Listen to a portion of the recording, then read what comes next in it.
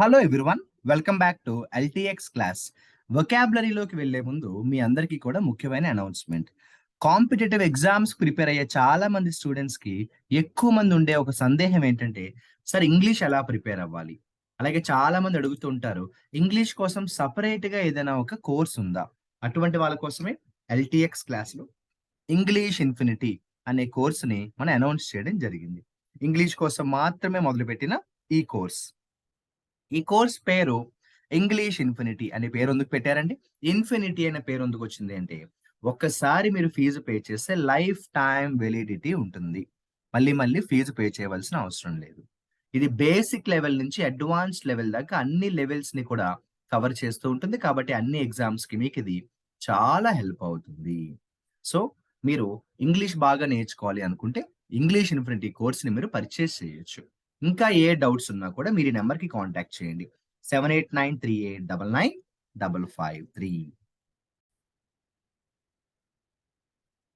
English infinity లాగే LTX క్లాసెస్‌లో చాలా రకాల కోర్సెస్ ఉంటాయి. మీరు ఏ ఎగ్జామ్‌కి ప్రిపేర్ అయితే ఆ కోర్స్ మీరు పర్చేస్ చేయొచ్చు. Bank infinity, CSAT infinity, SSC infinity, bank plus SSC infinity, RBI infinity ఇలా రకరకాల కోర్సెస్ ఉంటాయి. ప్రస్తుతం మీరు ఎల్టీఎక్స్ క్లాసెస్ ఆఫర్ చేస్తున్న ఏ కోర్స్‌ని మీరు పర్చేస్ చేస్తే కూడా ప్రతి కోర్స్ మీద డిస్కౌంట్ అనేది ఉంది. ఈ డిస్కౌంట్ అనేది కొన్ని రోజులు మాత్రమే ఉంటుంది. లేట్ చేయకుండా మీకు నచ్చిన కోర్స్‌ని మీరు పర్చేస్ చేయండి. ఇక వొకాబులరీలోకి వెళ్ళిపోదాము. ఈరోజు అంటే మే 30కి సంబంధించిన హిందూ న్యూస్ పేపర్‌లో పేజ్ నంబర్ 7లో ఉన్నాము. ఇది సుప్రీం కోర్ట్‌కి అలాగే జడ్జెస్‌కి కోర్టు వ్యవస్థకు సంబంధించిన ఒక article. From master of the roster to master of all judges అనే పేరుతో ఒక ఆర్టికల్ వచ్చింది. ఈ ఆర్టికల్‌లో కొన్ని ముఖ్యమైన వొకాబులరీ ఉన్నాయి. కేర్‌ఫుల్‌గా చెప్తాను. మీరు జాగ్రత్తగా వాటిని స్టడీ చేయండి.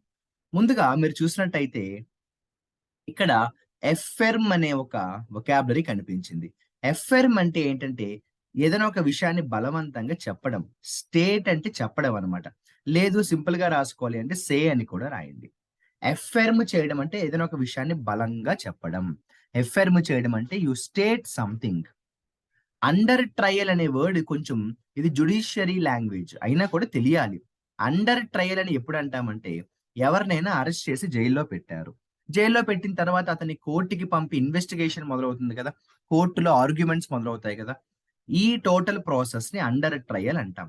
అంటే అతను అండర్ ట్రయల్‌లో ఉన్నాడు అని ఎప్పుడు అంటామంటే, జైల్లో ఉన్నాడు, ఇంకా కోర్ట్‌కి వెళ్ళాలి. సో, అప్పుడు రాసుకోండి. A person who is arrested and yet to approach court. ఏమని రాస్తారు? A person who is arrested and yet to approach court. ఇంకా కోర్ట్‌ని ఆశ్రయించాలన్నమాట. డిఫాల్ట్ అంటే ఫెయిల్ అయిపోవడం.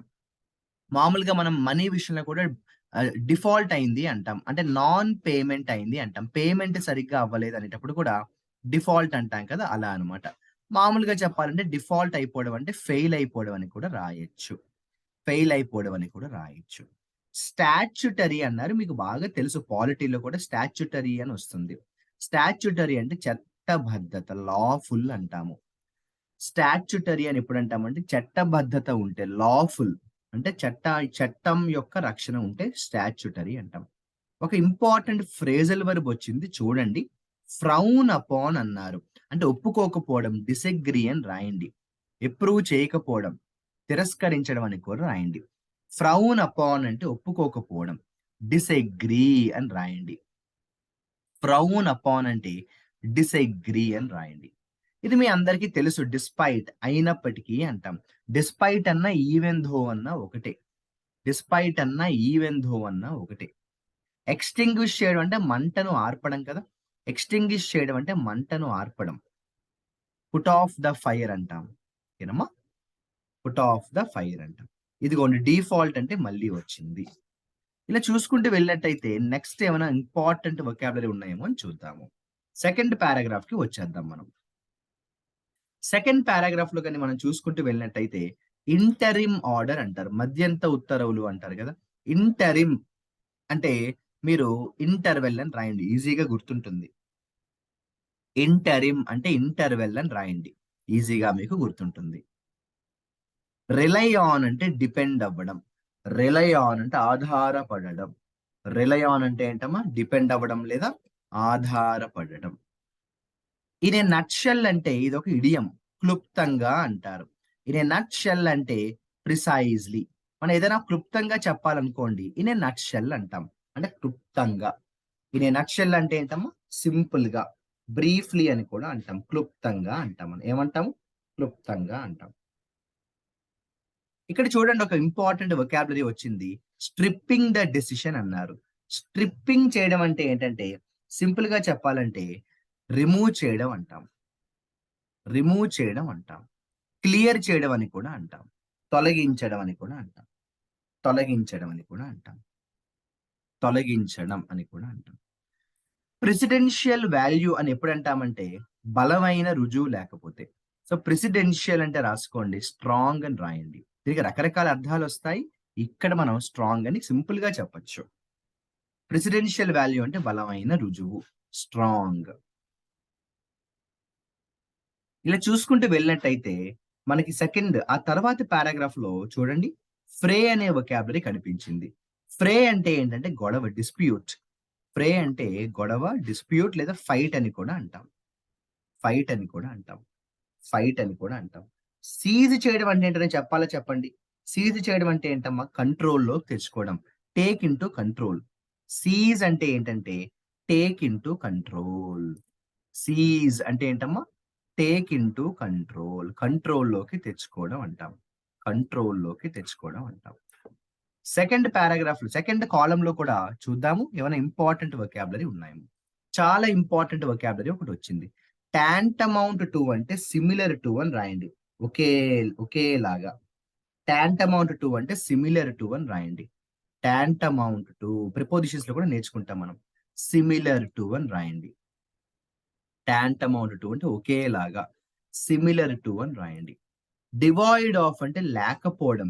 ల్యాక్ ఆఫ్ అని రాయండి. డివాయిడ్ ఆఫ్ అంటే లేకపోవడం. Lack of. Constitutional backing. Backing అంటే అర్థం ఏంటంటే సపోర్ట్ అంటాం మనం. బ్యాకింగ్ అంటే అర్థం ఏంటంటే సపోర్ట్ అంటాం మనం. ఇలా చూసుకుంటూ వెళ్తే తర్వాతి పారాగ్రాఫ్‌లో ఇంపార్టెంట్ వొకాబులరీ ఉన్నాయేమో చూద్దాము. నాకిక్కడ పెద్దగా ఎక్కువ వొకాబులరీ ఏం కనిపించలేదు, ఒక్కటి తప్ప. రెప్లీట్ విత్ ప్రిపోజిషన్స్‌లో కూడా వస్తుంది. రెప్లీట్ విత్ అంటే నిండిపోయిన, ఫిల్డ్ విత్ అంటాం మనం. రెప్లీట్ విత్ అంటే అర్థం ఏంటంటే ఫిల్డ్ విత్. రెప్లీట్ విత్ అంటే అర్థం ఏంటంటే ఫిల్డ్ విత్. నిండిపోయిన అంటాం కదా! అలా అన్నమాట. ఫిల్డ్ విత్ అంటాం కదా! అలా అన్నమాట. లెజిటిమసీ అంటే చట్టబద్ధత, legal support, legal nature. Legitimacy అంటే తెలుగులో చట్టబద్ధత, లీగల్ సపోర్ట్ లేదా లీగల్ నేచర్ అని కూడా అంటాం. లీగల్ సపోర్ట్ లేదా లీగల్ నేచర్ అని కూడా అంటాం. రీఎఫర్మ్డ్ ఇందాక స్టార్టింగ్‌లో ఎఫర్మ్ వచ్చింది.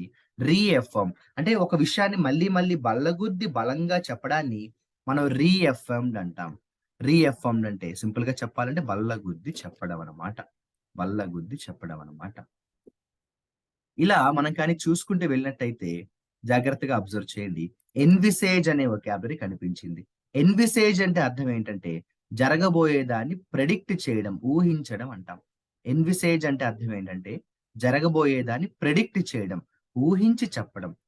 ఐరానిక్ అంటే చాలా విచిత్రంగా ఉంది అంటాం కదా! స్ట్రేంజ్‌గా ఉంది అంటాం. ఐరానిక్‌గా ఉంది అంటే చాలా స్ట్రేంజ్‌గా ఉంది అంటాం. స్ట్రేంజ్‌గా ఉంది అంటాం. ఎంఫసైజ్ ఆన్ అంటే అర్థం ఏంటంటే, ఒక విషయంపై మళ్ళీ, మళ్ళీ, మళ్ళీ ఎక్కువ ఫోకస్ పెట్టడం. సింపుల్‌గా రాసుకోండి. ఎంఫసైజ్ ఆన్ అంటే ఫోకస్ ఆన్ అని రాసుకోండి. ఈజీగా రాసుకోండి. అబైడ్ బై అంటే దేనికైనా కూడా మనం కట్టుబడి ఉండడం. రూల్స్‌ని బాగా ఫాలో అవ్వడం. అబైడ్ బై అంటే ఫాలోయింగ్ ద రూల్స్ అని రాయండి. అబైడ్ బై అంటే ఫాలోయింగ్ ద రూల్స్. రూల్స్‌ని బాగా ఫాలో అవ్వడం అని రాయండి. ఇంకా చాలా వొకాబులరీ ఉన్నాయి. కొన్ని మాత్రమే నేను మీతో డిస్కస్ చేయడం జరిగింది.